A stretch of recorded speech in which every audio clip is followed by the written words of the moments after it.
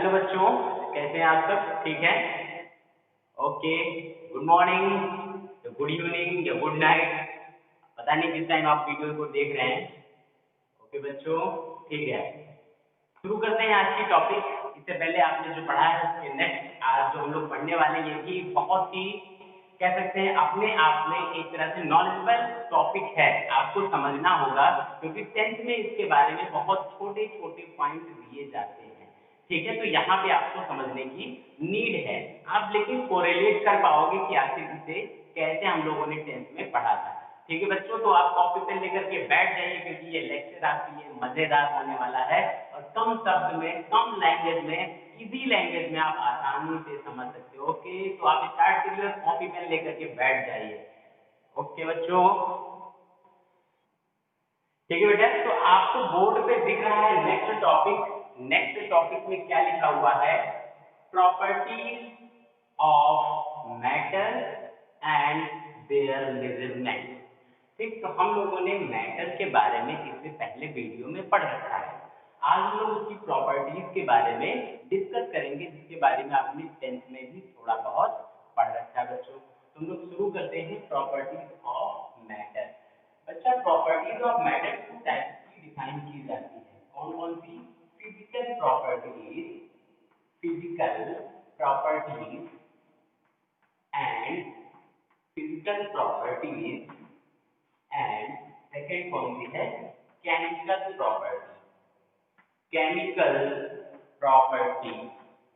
चलो हम लोग बात कर लें कि ये दोनों होते क्या है। पहले की वो भी मैटर में, सपोज दैट मैं मैटर हूँ, ठीक, मैं मैटर हूँ, तो मेरे फिजिकल प्रॉपर्टी क्या होगी और केमिकल प्रॉपर्टी क्या होगी?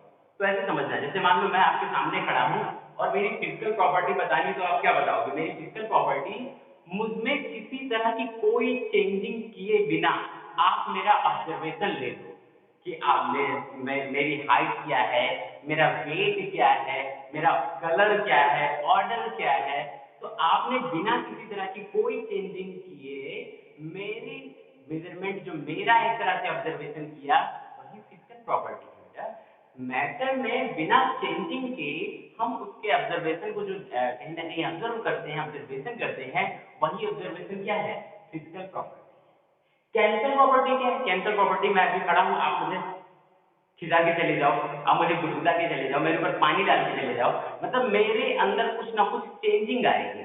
तब आप देखोगे अरे सर, गुदगुदी करने से कितनी तेज उछलते हैं। तो ये क्या हो जाएगी? ये केमिकल प्रॉपर्टी हो जाएगी। मतलब क्या हुआ? यहाँ साफ है, किसी मैटर, जैसे मान लो ये मैटर है, तो इसमें देख लेना है कि कलर कौन सा है, ऑर्डर कौन सा है, सर कहीं ना कहीं इसमें लगने वाला जो फॉर्म है ये किसका है। तो इसको बिना टच किए, बिना इस पे किसी तरह की चेंजिंग किए, इसके पूरे ऑब्जर्वेशन को कर लेना, इसके पूरे ऑब्जर्वेशन को नोट कर लेना, फिजिकल प्रॉपर्टी में आता है।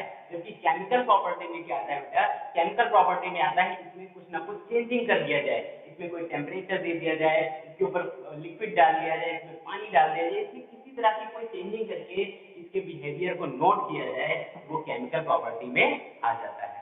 तो सबसे पहले मैं आपको फिजिकल प्रॉपर्टी के बारे में कुछ डेफिनेशन के साथ साथ, डेफिनेशन तो मैंने बता दी बच्चा, अब आप क्या करोगे? कुछ एग्जांपल नोट कर लोगे तो आपको आराम से समझ में आ जाएगा। जैसे फिजिकल प्रॉपर्टी में कौन कौन से एग्जांपल हो सकते हैं? ये हो सकता है कलर, ठीक, ऑर्डर, और क्या हो सकता है? और वेट। भाई मेरा वेट भी तो आप बिना मेरे अंदर डिस्टर्बेंस किए नोट कर सकते हैं ना। वेट, हाइट, क्यों? ये सब कर सकते हो फटाफट, तो आप आराम से इन सब के बारे में आसानी से समझ सकते हो। और कहीं ना कहीं इसमें मेल्टिंग पॉइंट में कितने पर, कहीं ना कहीं कोई भी समझता है कितने मेल्टिंग पॉइंट पर वो कन्वर्ट हो सकता है, उसका कितना बॉइलिंग पॉइंट हो सकता है। तो ये जितनी भी चीजें आपको दिख रही हैं, ये सभी फिजिकल प्रॉपर्टी के ही पार्ट हैं। मतलब कलर हम नोट कर सकते हैं, मेल्टिंग पॉइंट किसी सब्सटेंस का वही फिक्स होगा, उसमें चेंजिंग नहीं आएगी। अब केमिकल प्रॉपर्टीज की बात करें तो केमिकल प्रॉपर्टीज का मतलब होता है जहां पर चेंजिंग की बात कही जा रही हो। जैसे मान लो हम कहते हैं कि सब्सटेंस में उसकी एसिडिटी या बेसिसिटी, मतलब एसिडिटी है या बेसिसिटी है, कितने पे एसिडिटी का जैसा वर्क है, कितने पे बेसिसिटी का वर्क कर रहा है। मतलब हो सकता है कोई ऐसे सब्सटेंस जिनको चेंज करके हम बेसिक नेचर भी कन्वर्ट कर सकते हैं या एसिड नेचर में भी ले जा सकते हैं। या उसका कहीं ना कहीं आप चेंज करने में आप उसकी वेलोसिटी के साथ साथ कहीं ना कहीं विस्कोसिटी भी चेंज हो सकती है। तो इस तरह की जो चेंजिंग के मैटर्स हैं वो सभी केमिकल प्रॉपर्टीज में आ सकते हैं। तो इसे हम कहीं ना कहीं एसिडिटी या ऐसे कर देते हैं एसिडिक नेचर या बेसिक। कहीं कहीं पे ये बेसिसिटी लिखा होता है, बेसिक एसिडिक या बेसिक। ये जो नेचर्स हैं ये सब किसमें आ जाते हैं बेटा, ये सब आ जाते हैं आपके केमिकल प्रॉपर्टीज में। तो आप फटाफट इसे नोट कर लो और फिर आगे बढ़ते हैं बेटा। तो ये तो बात हो गई थी प्रॉपर्टी ऑफ मेटल की। अब हम लोग बात करेंगे मेजरमेंट की कि मेजरमेंट का पॉइंट क्या है। देखो हम लोगों ने क्या किया है, हम लोगों ने अभी तक ये देखा ये मेजरमेंट का पॉइंट क्या होता है ये समझना है आपको।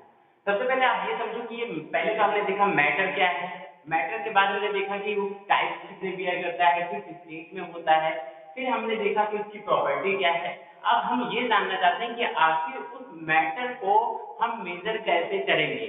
जैसे मान लो हमारे पास ये है तो इसका मेजरमेंट क्या होगा, क्या इसका मेजरमेंट लीटर में होगा, मीटर में होगा, किलोग्राम में होगा, या इसका एसआई यूनिट क्या होगा, सिंबल्स क्या होंगे, ये जानना इस वीडियो में बहुत ज्यादा जरूरी है। इस वीडियो में पूरी तरह से आप बने रहो। तो सबसे पहली चीज क्या है, मेजरमेंट। तो मेजरमेंट के बारे में मैं आपको बता दूं, ऐसा एनसीईआरटी में और कई बुक में भी लिखा होता है कि इसको दो अलग अलग पार्ट में पहले डिवाइड किया गया है, जिसे हम लोग एक इंग्लिश सिस्टम और दूसरा मैट्रिक सिस्टम के नेम से डिनोट करते हैं। कौन कौन से, एक इंग्लिश सिस्टम और दूसरा मैट्रिक सिस्टम। तो इंग्लिश सिस्टम और मैट्रिक सिस्टम से हम लोगों ने बहुत सारे ऐसे मेजरमेंट को देख रखे हैं जहां हम लोग अभी भी यूज करते हैं, कुछ एसआई यूनिट यूज करते हैं।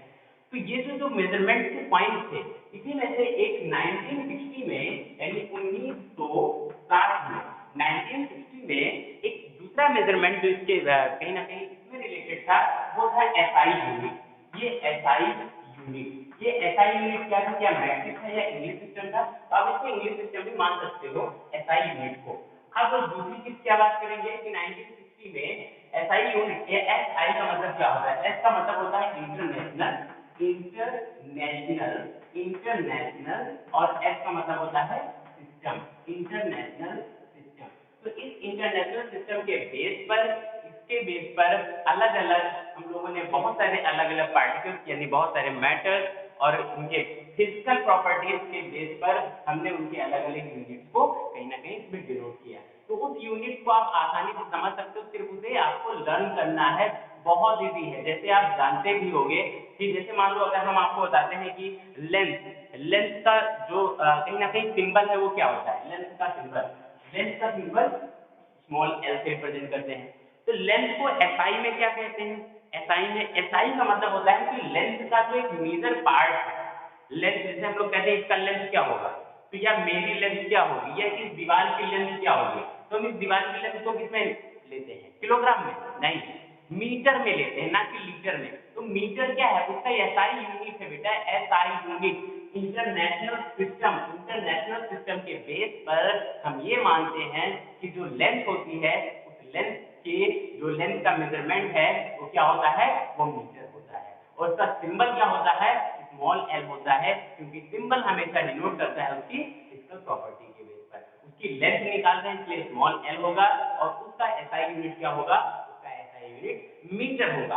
और मीटर के बारे में अगर आप बात करो कि मीटर में जो कहीं ना कहीं सिस्टम सॉरी सिंबल होगा मीटर का, वो किससे रिप्रेजेंट किया जाएगा, तो यहाँ पे सिंबल आपको स्मॉल एम से रिप्रेजेंट करना है। तो मैं आपको एक छोटा सा टेबल बना दे रहा हूँ, उस टेबल के बेस पर आप आसानी से लर्न कर सकते हो, समझ सकते हैं, और कम टाइम में आप जान सकते हैं। ओके, तो मैं आपको एक टेबल ड्रा कर दे रहा हूँ, पहले तो आप इसे नोट कर लो कि 1960 में इंटरनेशनल सिस्टम आपके फॉर्म में आया।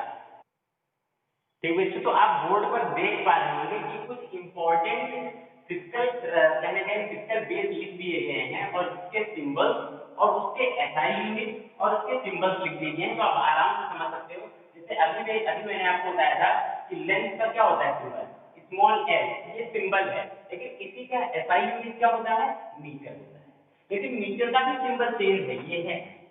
तो ये बात आपको ध्यान रखनी है कि सिंबल फिजिकल बेस का चेंज होता है और एसआई यूनिट का चेंज होता है। जैसे इसके बेस पर, लेंथ के बेस पर इसलिए स्मॉल एल, मीटर के बेस पर एसआई यूनिट मीटर है इसलिए स्मॉल एल। जैसे हम मास का सिंबल को स्मॉल m होगा, लेकिन मास का जो SI यूनिट है किलोग्राम, इसका सिंबल kg होगा। तो इस बात का बहुत ध्यान रखना है कि टाइम को हम लोग क्या कहते हैं, टाइम का सिंबल t है, लेकिन टाइम की जो SI यूनिट है वो सेकंड है, और सेकंड का जो कहीं ना कहीं सिंबल है वो है।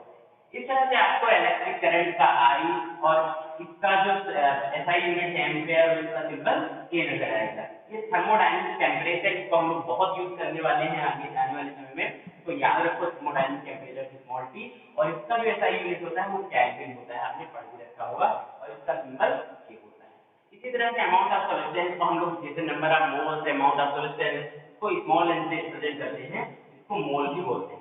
मोल इसका SI यूनिट है, जहां पे हम लोग पढ़ेंगे अभी आगे आगे चल के 12th में, कि जहां पर हम लोग वॉल्यूम पढ़ते हैं, सॉरी हम लोग पढ़ते हैं सॉल्यूशन में नंबर ऑफ मोल्स से बहुत सारी चीजें जैसे आपको पढ़नी है, तो यहाँ पे आप मोल्स को पढ़ सकते हैं। ल्यूमिनेंस इंटेंसिटी IV को कैंडेला भी बोलते हैं और इसको CG से रिप्रेजेंट करते हैं। बच्चों ये आपके जो सामने रखा हुआ चार्ट है, इसको बहुत ही केयरफुली आप इसे प्रिपेयर कर लो, क्योंकि ये आपके कहीं ना कहीं कंपटीशन के एग्जाम में भी बहुत ज्यादा हेल्प करने वाला है, कंपटीशन में भी। ठीक, कंपटीशन के बेस पर इसे आप तैयार कर डालो, लर्न कर डालो, अभी आपसे पूरी तरह से तैयार कर लो। नेक्स्ट हम लोग जो बात करने वाले हैं वो ये तो हो गया properties of matter and there measurement. तो प्रॉपर्टीज में हमने केमिकल प्रॉपर्टीज और फिजिकल प्रॉपर्टीज पढ़ ली, और मेजरमेंट में हमने ये देख लिया कि 1960 में जो SI यूनिट का मेजरमेंट आया जो आपके सिलेबस में है वो ये है। ठीक, तो इसको हम कहीं ना कहीं अगर लर्न कर लेते हैं तो आपके एग्जाम में बहुत हेल्पफुल होने वाला है। ओके बच्चों, तो नेक्स्ट इसके जो कॉन्सेप्ट है वो हम बात करेंगे बेटा इसी के नेक्स्ट पॉइंट, जिसे हम लोग मेजरमेंट बोलते हैं। तो मेजरमेंट में हमें अलग अलग चीजें पढ़नी होती हैं, जैसे मेजरमेंट में क्या क्या हो सकता है, जैसे मेरा मेजरमेंट किसमें होगा, वॉल्यूम में, लीटर में मैं होऊंगा ना, मैं 15 लीटर कहूंगा ना, नो, मेरा मेजरमेंट किसमें होगा, वेट में होगा, वेट में होगा, ना कि लीटर में। तो लीटर का किसमें होगा, वॉल्यूम में होगा शायद। क्यों बच्चों, ऐसे ही बहुत सारे अच्छे कॉन्सेप्ट पढ़ने को मिलेंगे इसी में। तो हम लोग शुरू करेंगे, सबसे पहला क्वेश्चन, मास एंड वेट। अरे मास और वेट तो दोनों एक ही चीज होती है भाई, इसी का मास इसी का वेट सेम चीजें हैं ना। ये तो कोई बड़ा गलत बात, मास और वेट क्या होता है, मास और वेट ये तो दोनों एक ही चीज है। नहीं, मास और वेट दोनों होते हैं अलग अलग। कैसे, इसके लिए सबसे पहले आप इसे नोट कर लो, फिर हम लोग मास और वेट के बारे में पढ़ेंगे। चलो ठीक है, तो मास और वेट को समझने के लिए मैंने यहाँ पे एक स्केच ड्रॉ कर रखा है। मैं बहुत बड़ा आर्टिस्ट हूँ, देखो कितने प्यारे प्यारे बने हुए हैं। इसमें से एक आप है और ये भी आप ही है, मैं तो यहाँ बोर्ड पे काम कर रहा हूँ।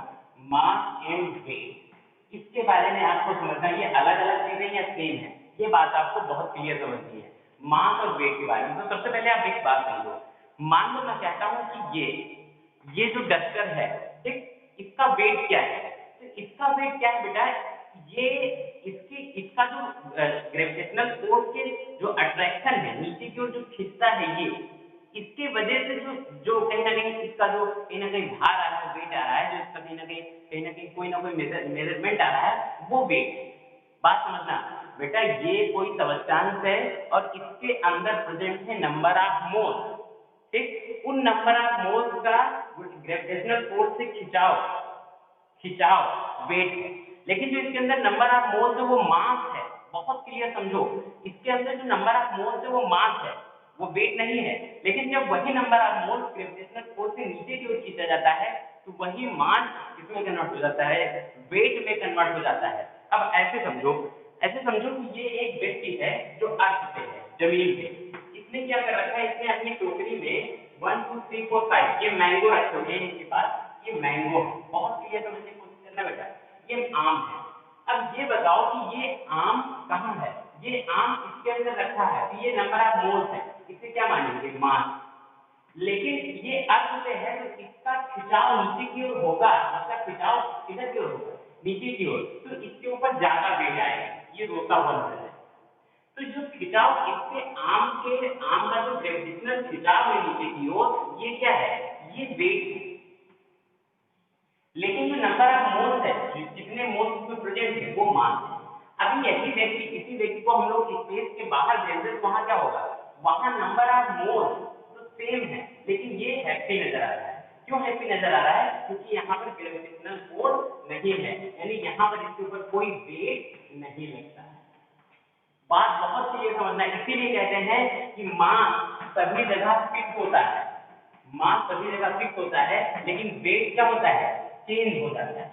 जैसे यहाँ इस अर्थ पे देखो, इस अर्थ में इसके पास बहुत बोझ था। जैसे मान लो हम लोग कहते हैं कि अभी एक वजन उठा करके हमें अपने सिर पे रखना है अर्थ पर, तो हमें बहुत वजन लगेगा। लेकिन अगर हम स्पेस पे चले जाएं तो वहां पे हम ऐसे थोड़ा सा अगर इशारा करेंगे तो उत्तर हमारे ऊपर आ जाएगा।